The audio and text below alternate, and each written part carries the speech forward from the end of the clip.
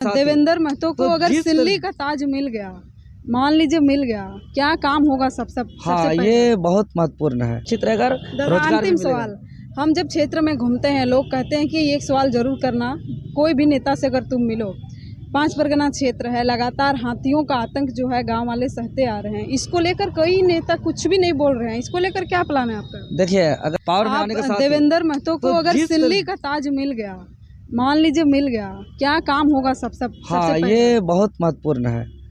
सबसे पहला तो जो हम आंदोलन किए हैं, जो हम संघर्ष किए हैं, जो हम लड़ाई लड़े हैं, जिसके लिए हम बाल नहीं कटाने का संकल्प लिए हैं, राज्य में सबसे पहला महत्वपूर्ण है कि राज्यवासियों को पहचान कराना कि हु इज झारखंडी।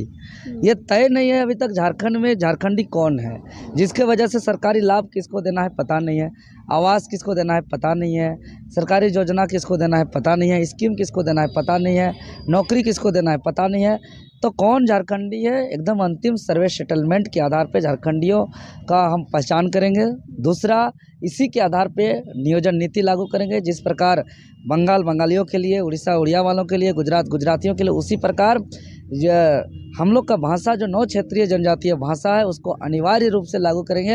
वैकल्पिक रूप आप में अकेले तो नहीं ना कर सकते, हम सिल्ली का बात कर रहे हैं। सिल्ली में अगर आप विधायक बन गए तो सिल्ली में ऐसा कौन सा काम होगा जिसको आप पहले करिएगा? सिल्ली का भी हम बता रहे हैं, हम बोले जीतने के बाद क्या क्या करेंगे, ये तो हम पहला करेंगे ही करेंगे। दूसरा चीज जो है कि सिल्ली में बहुत ज्यादा कृषि क्षेत्र है, किसान है वहाँ पे, जो हम आ रहे हैं उनका ममता जो जी, हम आ रहे हैं, हमको बताना जरूरी है, क्योंकि हमको राज्य का जनता विश्वास किया है, सपना देखा है, हम राज्य का भी सपना को साकार करेंगे। आपको हम बताना चाह रहे हैं कि जो एग्ज़ाम समय पर नहीं होता है उसको समय पर कैलेंडर जारी कराएंगे, और जो पेपर लीक हो रहा है इसको हमेशा के लिए बंद कराएंगे। इसके लिए एक टास्क फोर्स तैयार करेंगे। छात्र जो लगातार सड़क पे आंदोलन करना पड़ता है, छात्र का एक ऐसा सरकारी प्रतिनिधिमंडल बनाएंगे जो सरकार से, प्रशासन से डायरेक्ट उन लोग का मुलाकात हो। और मेरा बहुत सारा ब्लूप्रिंट है, जो चूँकि वीडियो लंबा हो रहा है इसलिए उस पर नहीं जा रहे हैं, फिर उस पर स्पेशल बात करेंगे। अगर हम सिल्ली विधानसभा क्षेत्र की बात करें तो सिल्ली विधानसभा क्षेत्र में जो है कि हमारा सड़क, ऐसा ऐसा गांव है जो सड़क के अभाव से बीमार होते हैं तो हॉस्पिटल नहीं पहुंच पाते हैं, और हम उस सभी सड़क पर हम अपना पैदल तक वहाँ पहुँचे हैं। उस सड़क को देख करके दर्द होता है, तो तमाम सड़क को हम ठीक करेंगे, पहला चीज़। दूसरा चीज़, जितना भी यहाँ पे भ्रष्टाचार बहुत हावी है, चाहे वो राय प्रखंड, सोनातू प्रखंड, सिल्ली प्रखंड में बिना पैसा का कोई काम नहीं होता है, और ये ब्लॉक में और थाना में। तो सबसे पहले जीतने के साथ ही हम सारे BDO CO को बैठाएंगे, समझाएंगे और साफ साफ कहेंगे कि जो भ्रष्ट लोग हैं, जो 2 नंबरी का कमाई करते हैं, जो पैसा खिलाते पिलाते हैं, भ्रष्ट करके जो चुनाव जीतते हैं, लेन देन करते हैं, वो लोग हार गए। अब ईमानदार लोग जीते हैं, जो एक एक मुट्ठा चावल उठा करके 2 रुपया 5 रुपया उठाने वाले पावर में आए हैं, सत्ता में आए हैं। इसलिए आप अपना काम ईमानदारी से कीजिए। अगर आपको पैसा लेके काम करना है तो सिल्ली विधानसभा से अपना ट्रांसफ़र करवा लीजिए, और अगर सिल्ली विधानसभा में करना है तो हमको 1 रुपया नहीं चाहिए, और आपको जनता से 1 रुपया नहीं लेना होगा, चाहे कोई भी काम हो, चाहे वो आवास हो, वृद्धा पेंशन हो, कुआँ हो, तालाब हो, कोई भी जनता का काम हो। बहुत महत्वपूर्ण। हाँ, अगर किसी भी काम पर कोई भी BDO CO मेरे कार्यकाल में अगर पैसा लेगा तो उसको ऐसा उसका हालत करेंगे कि उसका जगह हटवार में होगा, नहीं तो उसका जगह जो है कि हम सीधा कहीं और होगा। हम तीसरा में चीज घूमते हैं, तो और अगला चीज़ हम बता रहे हैं, हमारा क्षेत्र का प्रमुख, चूँकि वहाँ सिंचाई का भारी अभाव है और हमारा क्षेत्र किसान प्रधान क्षेत्र है।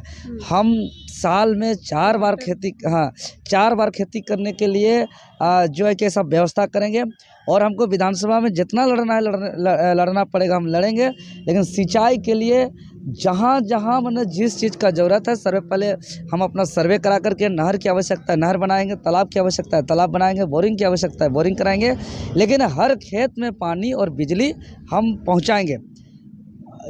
इसके बाद जो है कि उस क्षेत्र के जितने भी मुख्य और प्रमुख समस्या है, जो पेयजल की समस्या है, पानी पीने की समस्या है, ये पानी पीने का समस्या को हम तत्काल ठीक करने का काम करेंगे।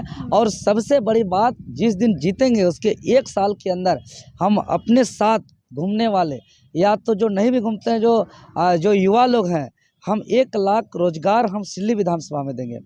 उसमें महिलाओं को भी देंगे और युवाओं को भी देंगे। निजी क्षेत्र में निजी क्षेत्र में देंगे, चूँकि हम अभी जैसे कि प्रत्येक पंचायत में हम एक सेंटर बनाएंगे।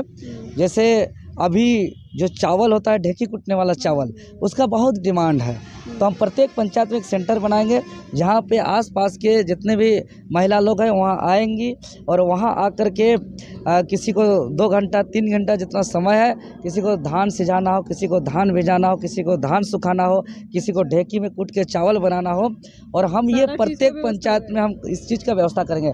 उसके बाद हम जो भी सब्जी उगेगा उस सब्जी का हम जो सब्जी बाड़ी से ही बर्बाद हो जाता है उसको हम संरक्षण करेंगे, उसको कोल्ड स्टोरेज देंगे और यही हम बोल रहे थे। हाँ, और उसके बाद उस सब्जी को बेहतर मार्केट तक पहुंचाने में हम सहयोग करेंगे। हमारा टीम मतलब पूरी तरह से एकदम कोऑपरेटिव सोसाइटी बना करके, आलू जो 10 रुपया में बिकता है, हम लोग कोऑपरेटिव सोसाइटी बन के हमारे सहयोगी के माध्यम से हम लोग उसको चिप्स बनाएंगे, उसको पैकेट करेंगे, और जो आलू 10 रुपया में बिकता है उस आलू का कीमत हम लोग 100 रुपया करेंगे। टमाटर जो 2 रुपया में बिकता है या बर्बाद होता है, उस टमाटर को हम लोग सॉस का मशीन लगा करके उस टमाटर को हम लोग उचित दाम पर बेचने के काम करेंगे। फिर ये चीज़ एकदम प्रैक्टिकली है, ये इस पर हम लोग पूरा ब्लूप्रिंट तैयार करके रखे हैं।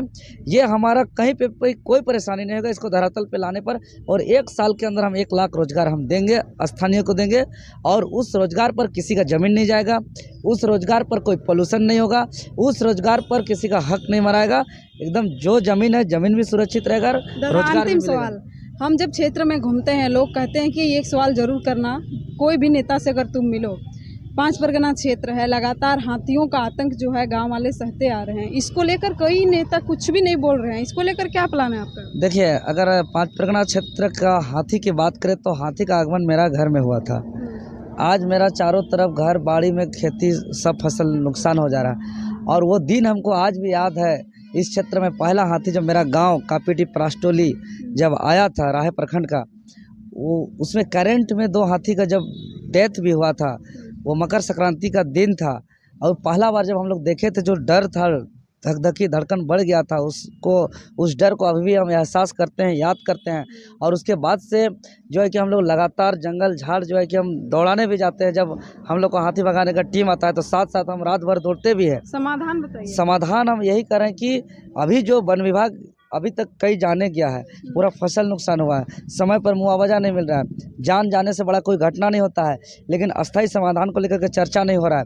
हम इसको लेकर के कई बार आंदोलन किए हैं, और इसको लेकर के हम विधानसभा में उठाएंगे और बैठाएंगे पूरे अधिकारी पदाधिकारी को, पूरा सरकार को, मंत्रिमंडल को, और सीधे बताएंगे कि जान जाने से बड़ा कोई घटना नहीं हो सकता है। यहाँ लोगों का जान तक जा रहा है, इस पर एक चिंतन मंथन करके एक कमेटी गठित करके एक बैठक किया जाए, और अस्थायी समाधान होने का समस्या है, इसका अस्थायी समाधान किया जाए।